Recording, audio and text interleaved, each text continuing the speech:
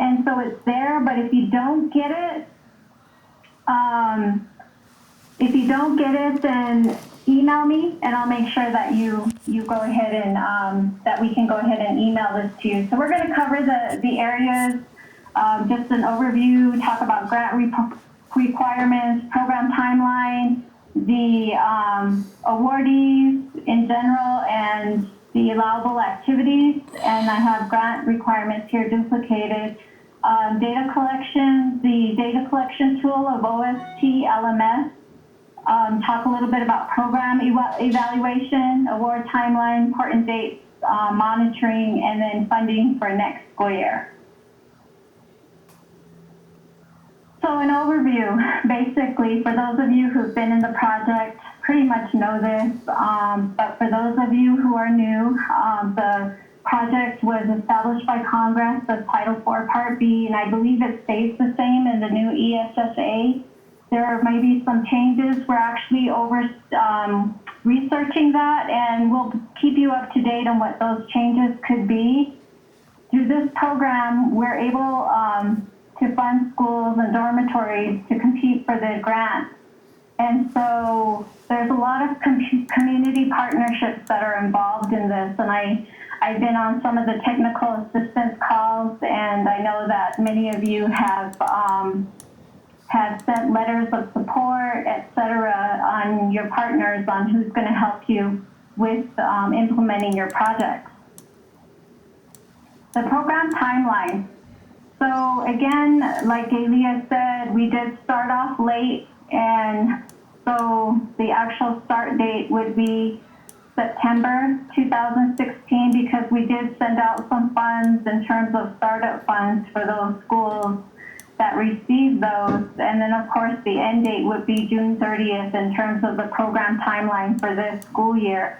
And then I have the dates for year 2 and 3. So our goal is really to make sure that we try to get programs implemented, and we've had a little trouble with this awarding, and so we are working through challenges. We're continuing to work through challenges, but our whole idea is to make sure that we get you guys going, get projects implemented, and so that kids get services. Yeah, it didn't seem like Edmo really cared about the kids getting the services in the end. So here are the 2016-19 awardees. We received 105 applications. Out of the 105 applications, 76 schools were awarded based on points, 75 points and above. And so the breakdown is here. We have 24 schools from Navajo, 13 schools from Bureau Operated, and 39 schools from tribally controlled. So we feel that the awardees are evenly distributed, and so we're happy that we're able to award this many schools. And so again, it comes to the challenges on the awardees. So I have a few chat questions here. There is a question about implementing with certain dollar amounts. And okay, I have also another comment, someone saying that they can see but cannot hear anyone. So if someone can respond back and see if you can hear me.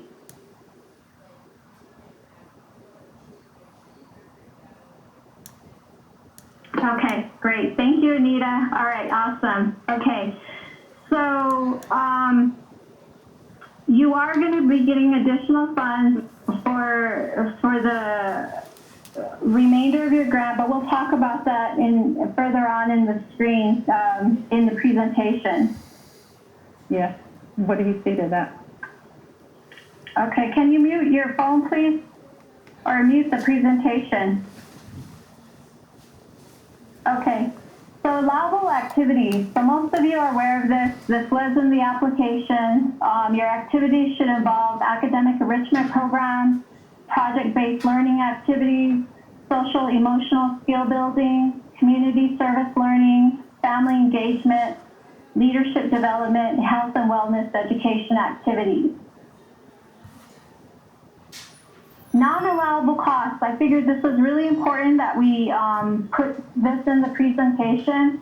I know most of you are aware of this. This is pretty much across the board with a lot of our grants, but I just want to put out a reminder about non-allowable costs. So facilities, maintaining facilities, that is not allowable. Clothing, you're wanting to purchase some clothing, that wouldn't be allowable either. Supporting new construction, fund endowment, purchase or maintain of facilities, purchase of vehicles, for example, buses, vans, or cars, transportation. Now, again, this can be allowable. It would just have to be reasonable for transporting your participants. And so again, more than likely, you know, you've included those in your budget, and they're reasonably budgeted in your budget. Land acquisition, furniture, only allowed if necessary to success of program. Now again, here, furniture would fall under supplies and equipment. I did see some requests on your startup funds for some furniture for the director, and so things like that would not be allowable. Furniture, for example, like if you had a program that was maybe stories and having kids read stories and reading that, then possibly that would be allowable. But then again, it has to be within reason, and there's always a cap on that. The $5,000 cap. Capital improvements or permanent renovations are not allowable. Landscaping. Now, however, if you're planning a garden and something where it's involving, you know, where your kids are learning how to plant, and so you have to prepare an area to do the garden, now certainly that would be allowable. But to make something look really nice, like, and, you know, landscaping a building, now that, you know, that would not be allowable. Okay. Equipment allowed only if necessary to success of a program. Now equipment could again mean like computers, some technological types of things. But again, you have to be really prudent as you purchase these. And again, there's those $5,000 cap. So I'm not saying that computers are not allowable. Again, they could be if they're in reason, and you need to justify that they're part of the program. Equipment or field trips used for school-wide or team sports. I know that you get some money from your school, your ISEC dollars to pay for these, so this would not come out of your 21st century.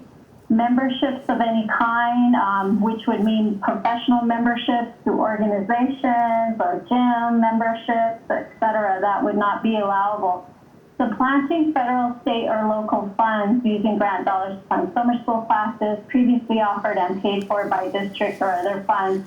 So again, supplanting meaning that your services, again, aren't being duplicated either. So you want to look at your school-wide, from a school-wide perspective, and because of the budget issues and how we were able to spread the money and how we weren't able to give what you wanted in terms of the amount requested. I've been asking schools to really look at their school-wide and looking at their Title I funds and other supplemental funding. We did have issues like on financial reviews here, a lot of money being returned or a lot of money not being expended. So those are some areas you want to pay attention to and see how you can use some of those other resources to support your program. And here, proposal development and grant writing or planning costs. I'm going to see if we have any questions.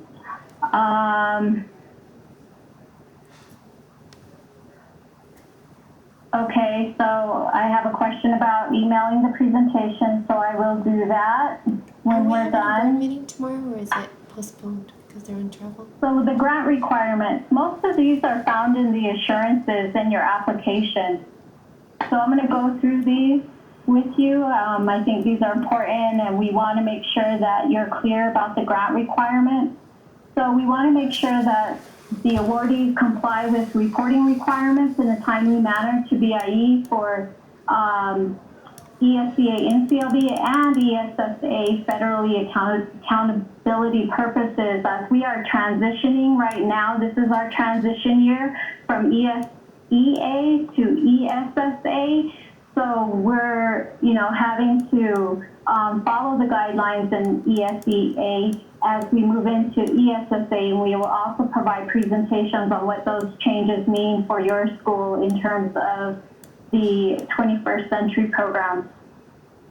Using data from the Native Star School-Wide Plan, School Improvement Plans, and other ESEA plans submitted to guide program implementation and evaluation. So looking at your school-wide plan in terms of your reports that you submitted for your Title I supplemental reports, your consolidated school-wide budget, and even your indicators, and looking at all those pieces and seeing how your grant fits within that, and making sure that you're also planning that it falls within your comprehensive needs assessment. Your program takes place in a safe and easily accessible facility. All staff will have demonstrated knowledge and competency in all BIE required safety and emergency operation mandates, including participation in the emergency operations planning project. All records will be on file and staff trained, and this will be conducted annually. So I think there was some information that has gone out to schools regarding this. Because again, you're an extension of your schools and kids are participating. We want to make sure that the facilities and the places where the programs are happening are safe and accessible.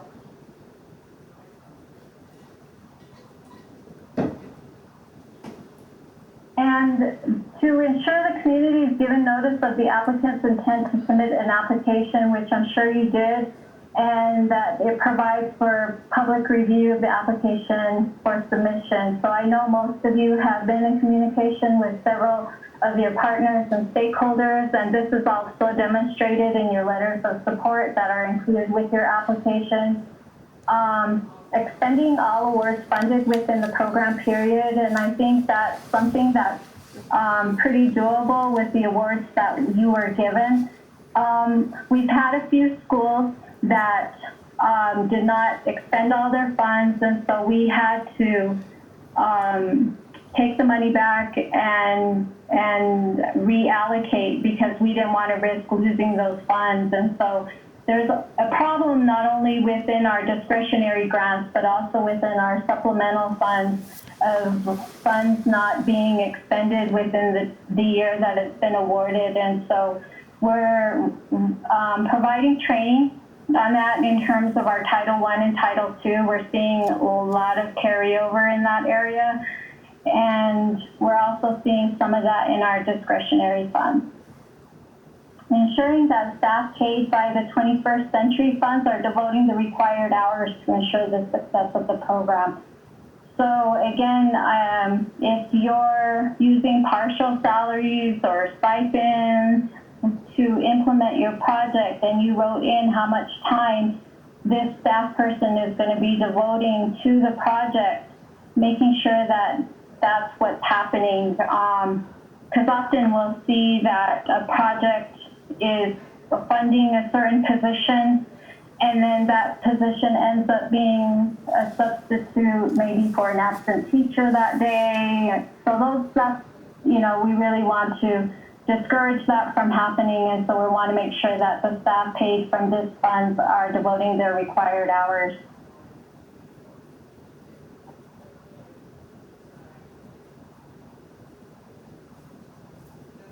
I'm reading the chat, so I'm making sure that all questions are being answered here. Okay, so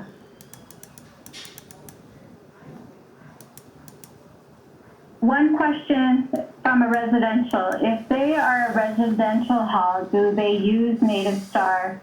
Right now, they don't. That's a very good question.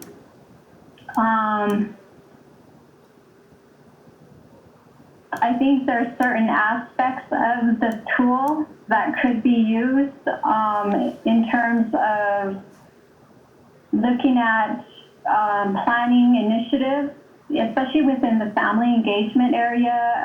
If you're providing support in academics, there's a large part of the tool that helps you think through that process on how you're going to implement it. So it's definitely something I guess we could consider, but I will talk to Galia and the team here to see if that's something that you would use as part of the grant requirement. But right now it would be just inputting into the reporting tool, the OST LMS, and also I believe you guys do report into NACIS. Okay.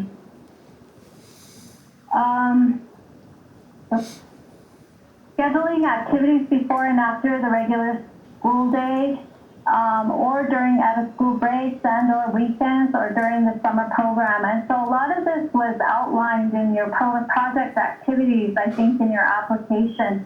So we did send some modifications to your activities because of the funding and as well as your budget.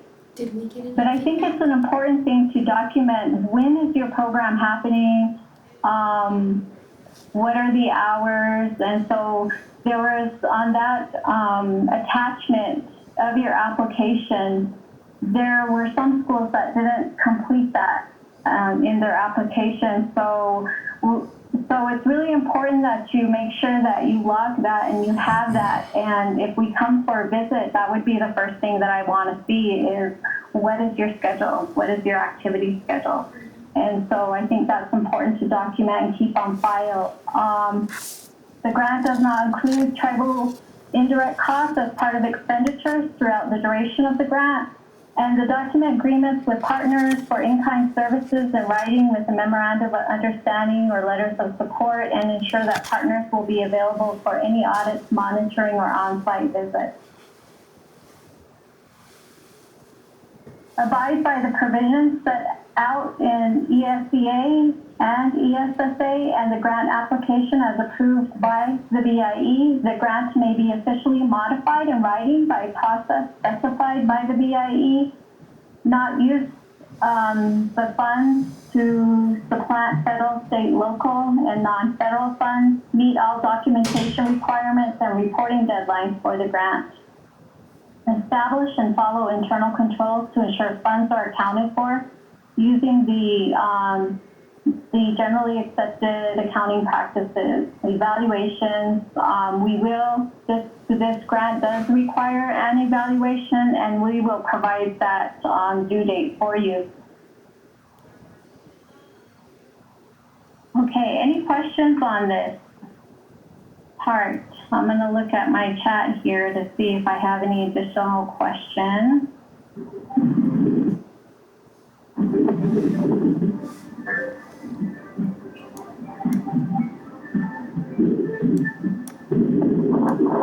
Please explain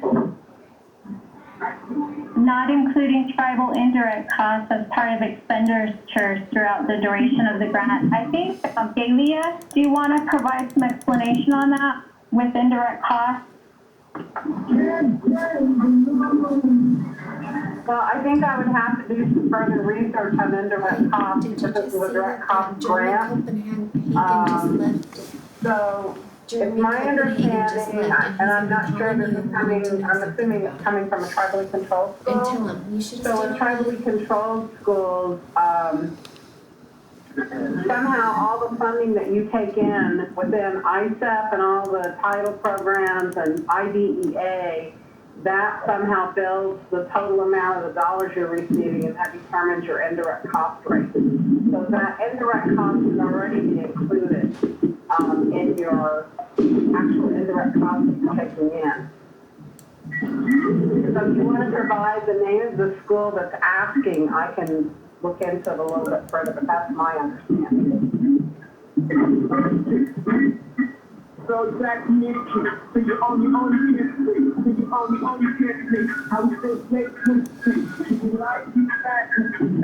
What is that? Rap? Somebody has rap music on in their office? Okay, somebody needs to put everything on mute now, or if you were responding, that wasn't a very clear That response. was a rap song, Valerie. You can email me after this presentation to galia.king@bie.edu, and I'll be more than glad to give you a call.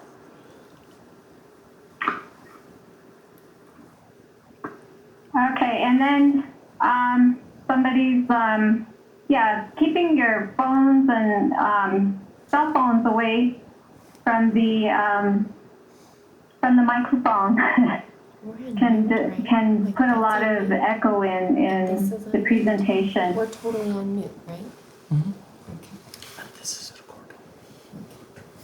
Okay, there's a few more questions, but I think I'll get back to those because we do have some more slides to cover and we do have some time to address these questions. So let me move forward in the presentation and then we'll go back to the questions.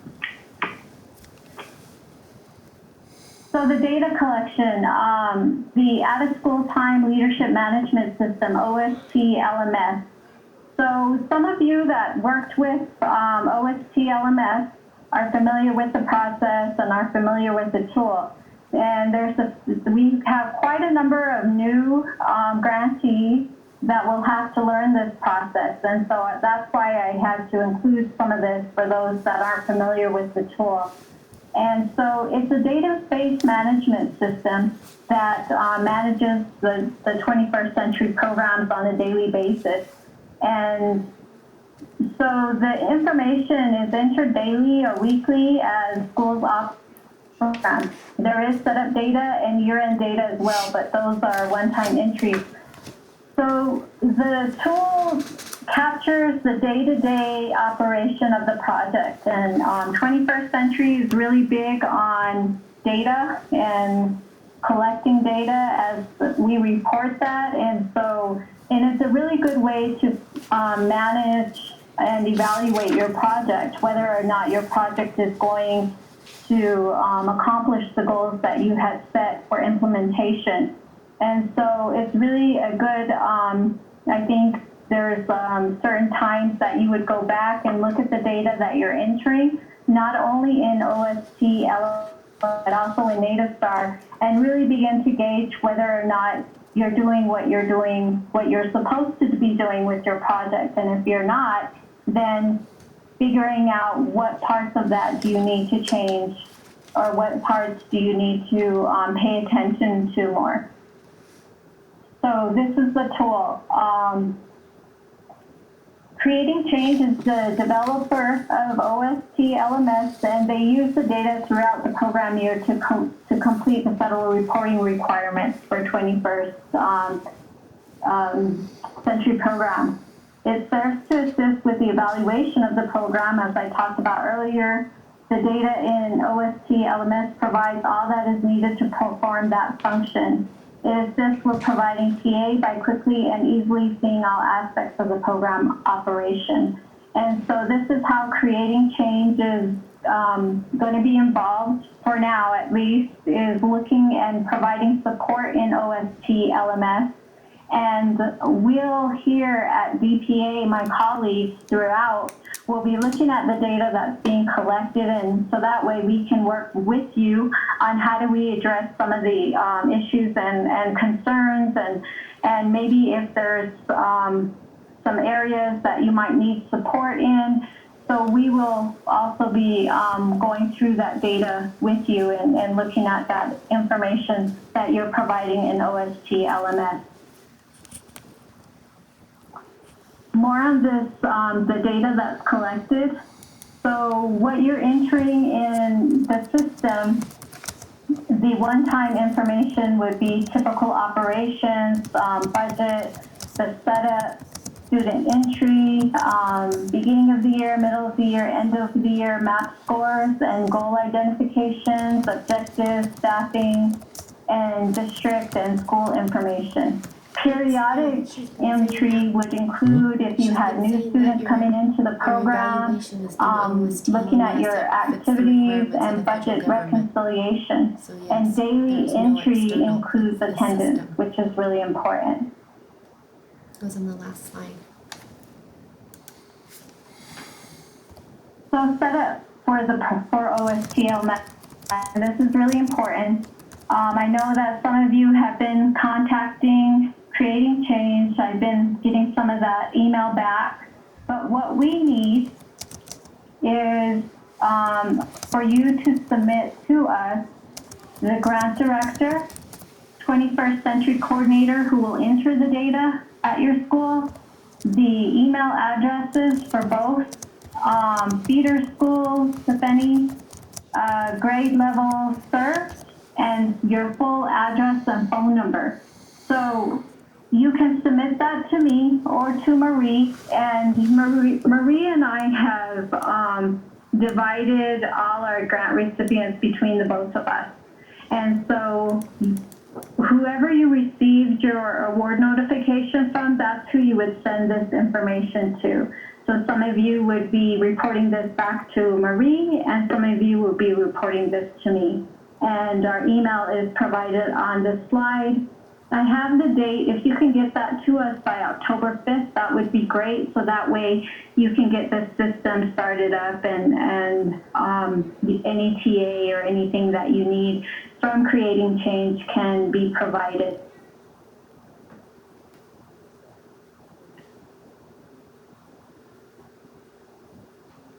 Each grantee must undergo an evaluation to assess its progress toward achieving its goals. The evaluation must be based on factors including principles of effectiveness. So the results of the evaluation, again, as I expressed earlier, would be used to improve, refine, strengthen the program, and then made available by public request. If your community wants to see your evaluation, you would have that.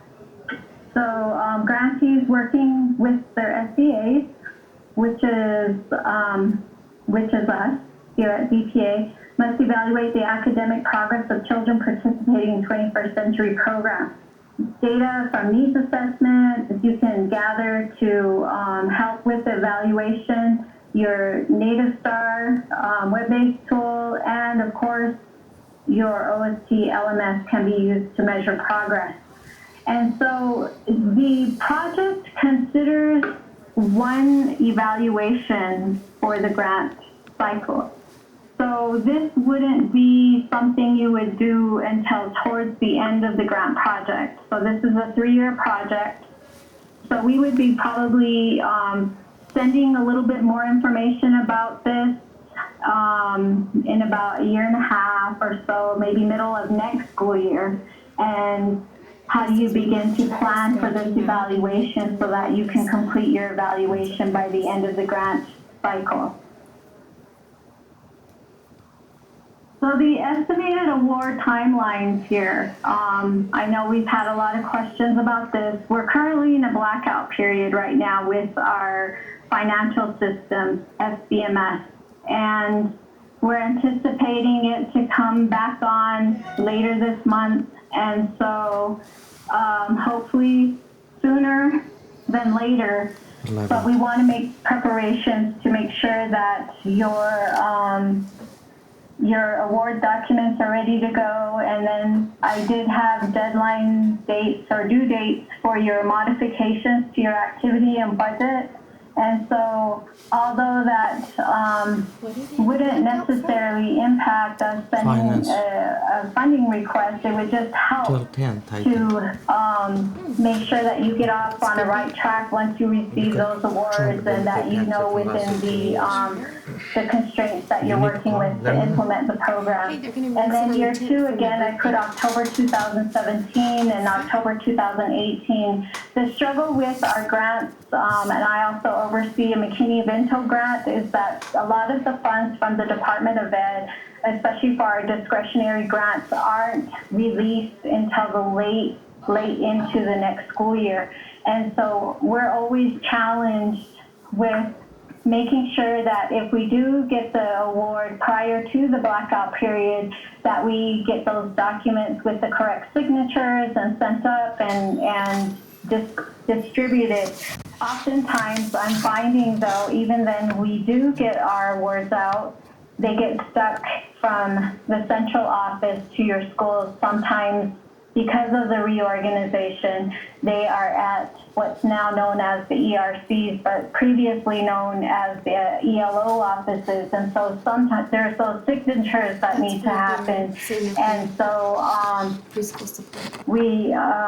so if last year with some of my awards for McKinney-Vento, I didn't realize that they didn't get their awards until one of the schools told me, hey, we didn't get our money, which I had sent funding documents for probably late in September. So at least for myself, I'm really big about communication. I try to respond back. It's not the same day, the next day. I think it's really critical that, communication happens, and I know that that's been a real challenge with the project so far. And so I know that's a big priority for me in terms of anything that I work with.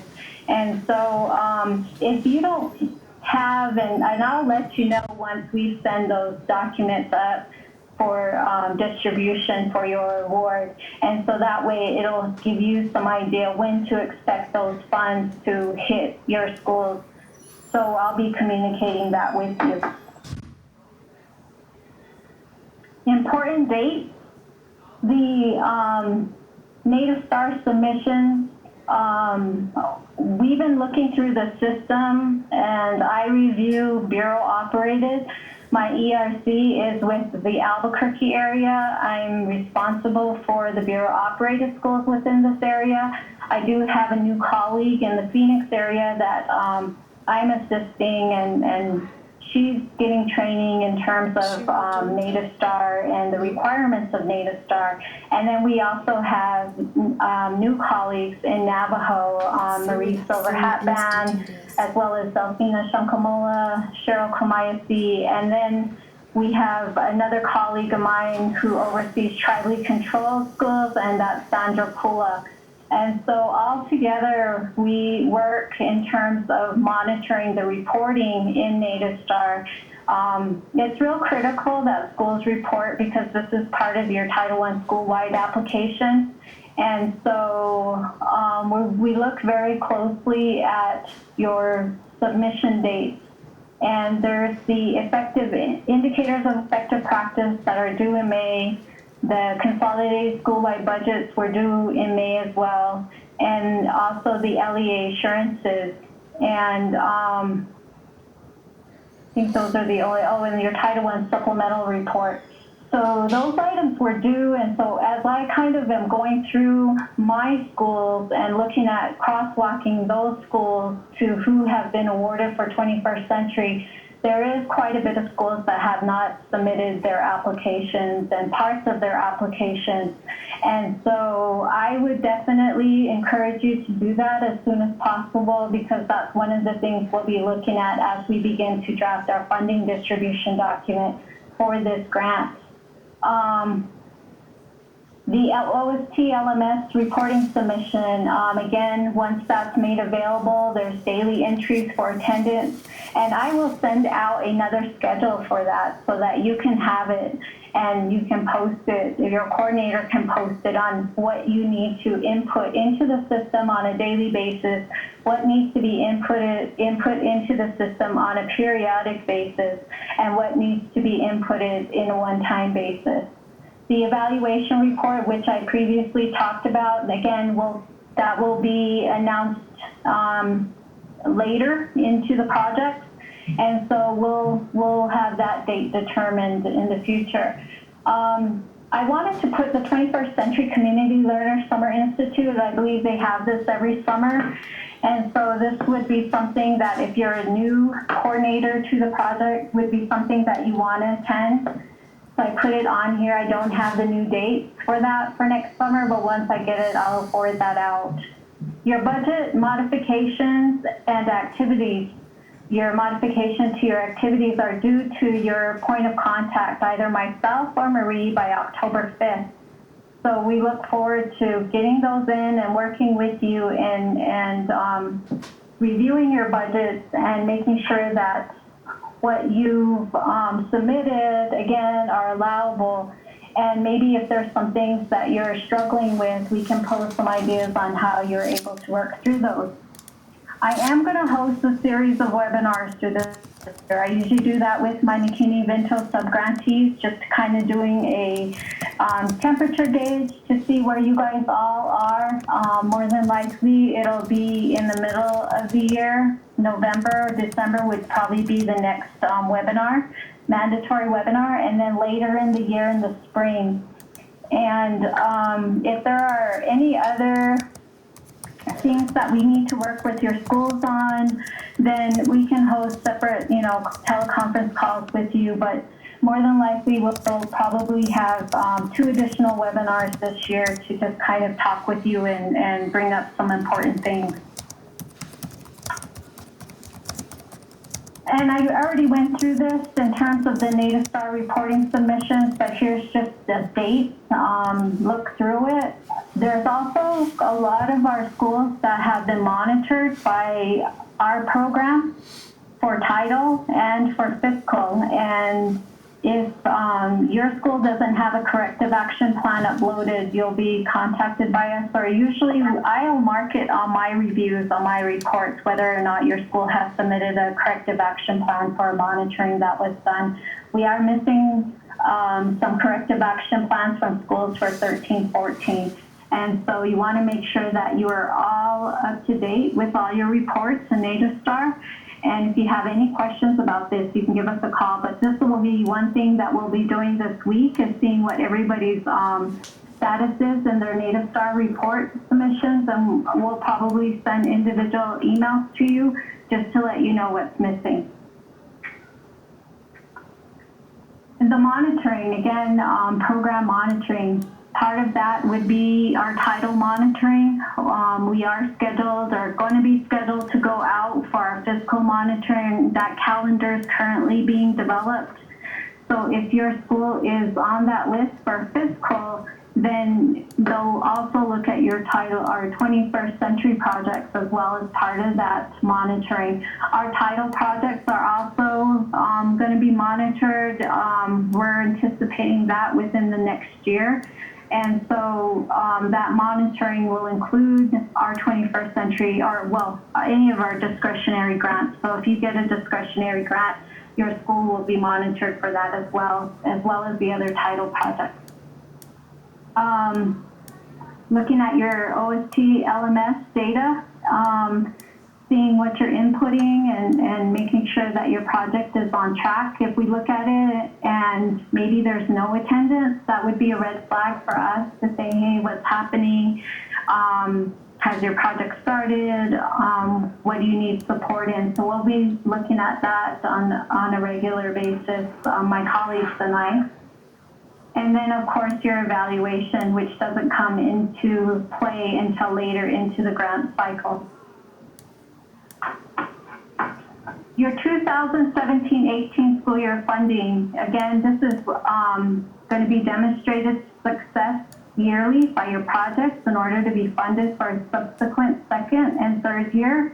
Evidence of success includes meeting the grant requirements, which are outlined in the application. That's separated into 2 bullets. I apologize for that. In addition, the award is contingent upon funding and availability of funds. So each year, when the Department of Education releases their awards for our school, sometimes they're a little bit more, not much more, and sometimes they're a little bit less. And so, so our awards are always contingent upon funding that we receive from the Department of Education. The distribution award is for implementation of the goals of the grant, which are carried out by the activities identified in the school's approved application and signed assurances. And then program carryover funds. This is really highly discouraged. I mean, we don't really encourage schools to carry over funds. And it's our goal right now that my colleagues and I are overseeing the project, is to make sure that the funds get distributed in a timely manner. And so that way it doesn't allow for carryover funds. And also it just allows for good planning for you all. If we are sending out money in a timely manner, then you guys can plan what you can do for the year in an adequate way. The other thing I want to emphasize is that any expenditures outside your approved application would not be allowable. So that's why we're asking you to modify your activities and your budget to match what the awards you've received, and making sure that these are the activities that you'll be doing, and that because if you go outside of that, then sometimes schools will want to do something different, which is okay. You would just have to email your point of contact, request that, and then we would have to review it. And sometimes that would take a modification to your application. Here's some resources. The first one is the BIE website for 21st Century. If you go there right now, it's information from the previous grant cycle. So we hope to update this on a regular basis, but also include more information on how you can develop your projects. Also listed, once we have we can release our final list of applicants and their awards. This will also be listed here on the BIE website. I also listed other organizations, Youth for Youth, Y for Y. They have some great information for your projects. And then We Are Native is another site. I also put a link there for the non-regulatory guidance, which is for the ESEA project, our ESEA, but I'm sure they're going to come out with some new non-regulatory guidance for ESSA. So you can look at this, and then when that becomes available, we'll make sure that you have that as well. There's a National Service Learning Clearinghouse. I know that some of your projects are doing some service learning, and so there's some ideas here that you can look at in terms of service learning projects, or maybe there's some service learning projects that are happening nationally, and you can see what they're doing with their projects to make them successful.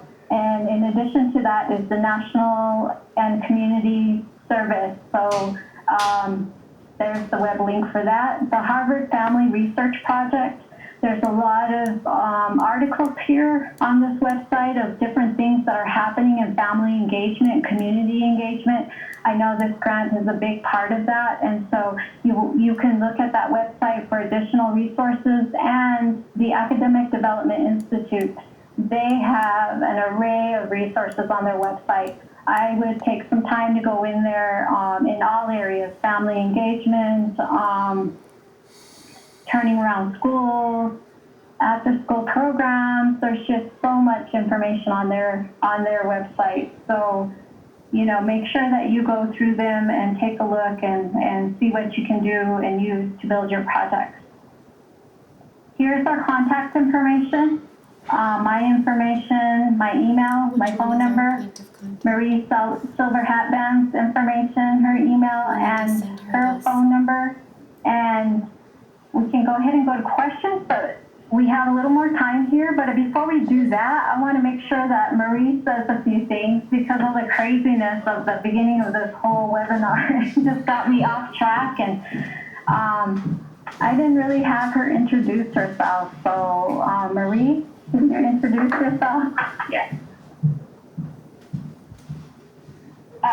Good afternoon. My name is Marie Silver Hatband, and I'm one of the newly hired education program specialists with CPA, and I work with the Navajo schools in Arizona, and my office is actually in Chinle, the Chinle ERC, and that's where I don't have a phone number there. That's why I just included my cell number on this presentation, and I look forward to working with the schools And I do have some of the tribally controlled schools, and I know I did send out some emails to those schools too, so, and I will be your contact person. Thank you.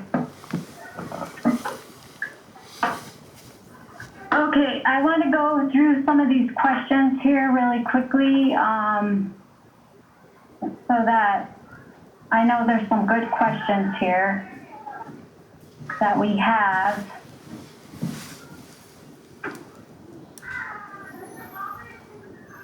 Sorry. Okay, there's one here about startup funds. And as Galia mentioned, when we started this and started the awarding process, there were schools that received startup funds. And what we wanted to do was make sure that we get there was a list of schools that we were gonna, that made that scoring of 75 or more. There were some issues with the application process that we were trying to work out. And so once we were able to do that, we had already sent out the startup funds. So the startup funds that the schools that have already been awarded, they will have that subtracted from their official award. And if there's a balance, that's what they'll be receiving. For those schools that didn't receive a startup award, they'll get their full award amount.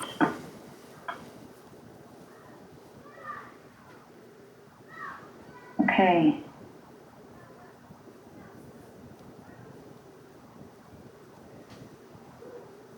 And I will send this presentation out. Several requests made about that. So there is a question about how these funds can be used, if they can be used to pay community members for sewing, weaving skills, etc. This is targeted towards students, and so again, it would have to be in your application, first of all, and it would have to be aligned to those goals outlined. You could do some type of partnership, like if you're doing some initiative for family and community engagement, of course, which involves your students, but possibly, would involve your parents. And part of that was doing cultural kinds of activities. Yes, definitely, I could see that being allowable. But you need to, at this point in the game, those should have already been fleshed out in terms of your application. And so look at your application, and we can look at that with you, and then look at pieces of that and let you know which parts of those would be allowable or not allowable.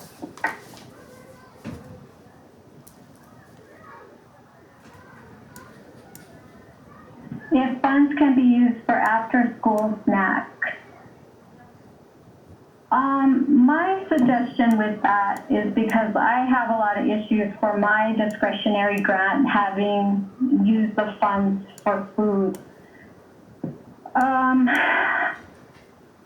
I think, for example, if you were to use, if you had a nutrition program as part of your project and you wanted to do a healthy snack session and incorporate that, I think there's a health and wellness component, and you had to buy ingredients to do those healthy snacks.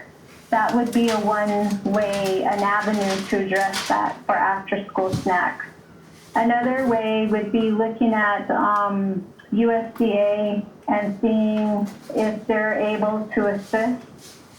And didn't see anything for not allowable, but then again, you really have to be careful when you're talking about food. I know that within our Title I project, when they want to have food for parental gatherings or community gatherings at the school, it has to be reasonable.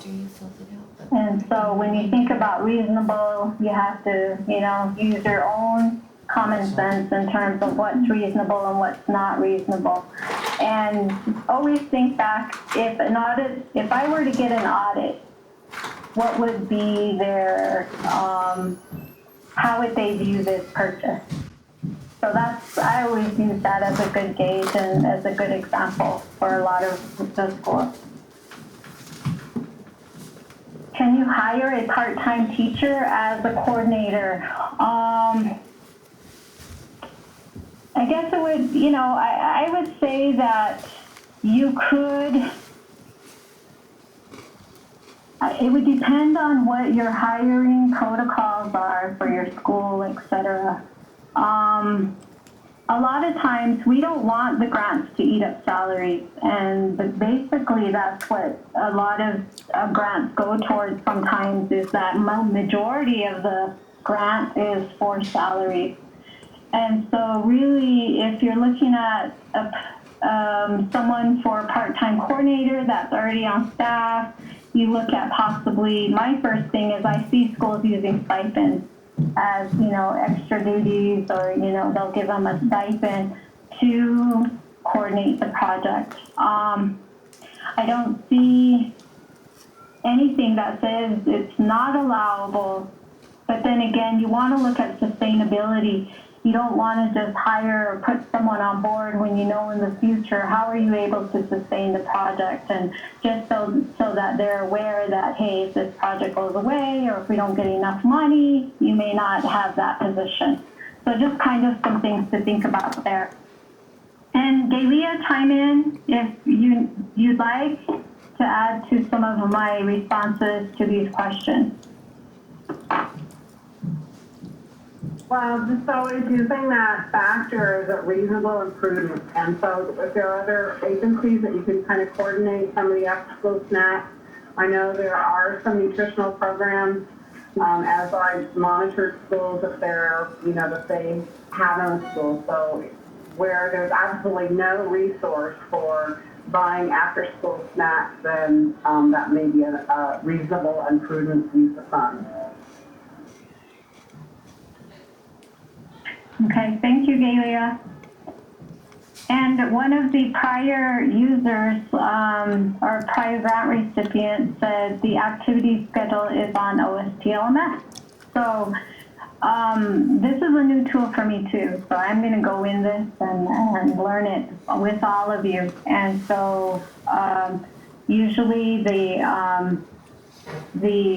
Creating Change will set that up for you.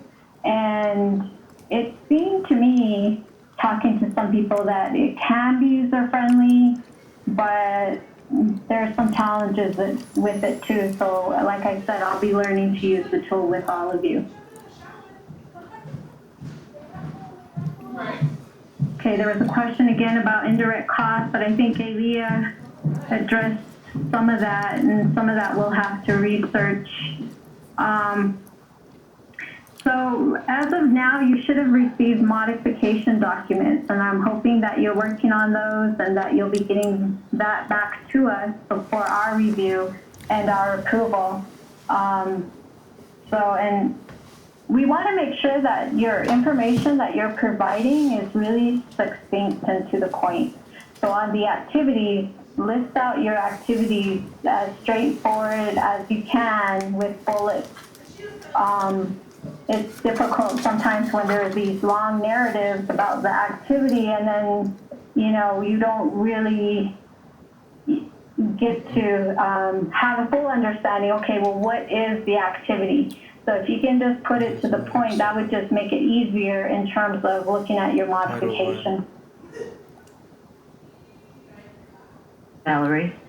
Yes. This is Laura Henricks from Flanger Indian School.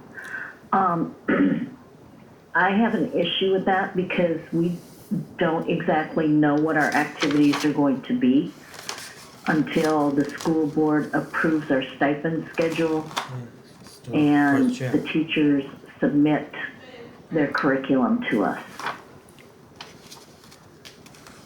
Okay. And that won't be until like the third week in October, because the school board doesn't meet until the 17th. So you're not able to complete that until after that date? Yeah, we can't really give you an exact. I can tell you I can tell you how many stipends that I have available for different activities and stuff, but I don't know what exactly those activities are going to be. Okay. So let's talk a little So she offline has about that stipends for then and see activities, but how she we can doesn't know work what through they're that. for. She knows how many. Okay, but- thank you. Okay, all right. So you could sign Make up sure for this you and then tell email me me what so we you can wanna do. schedule an appointment or a time That's what it to sounds like to me. teleconference. I have 10 spots. Okay, thank you. Uh-huh. I'm gonna sign up for yoga.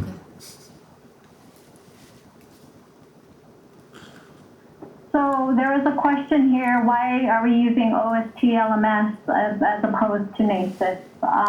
That's a really good question. And so that's something that we're gonna learn in the process. OST LMS, as I understand, the system is aligned to what the federal requirements are for this project.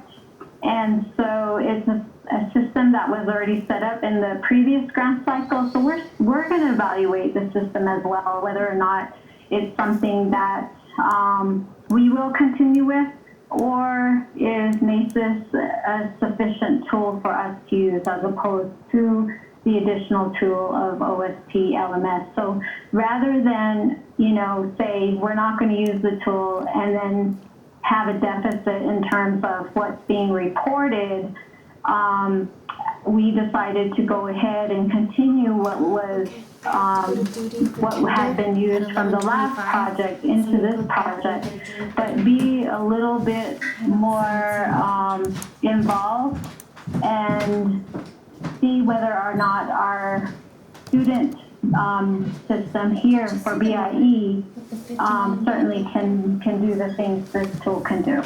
So, good question.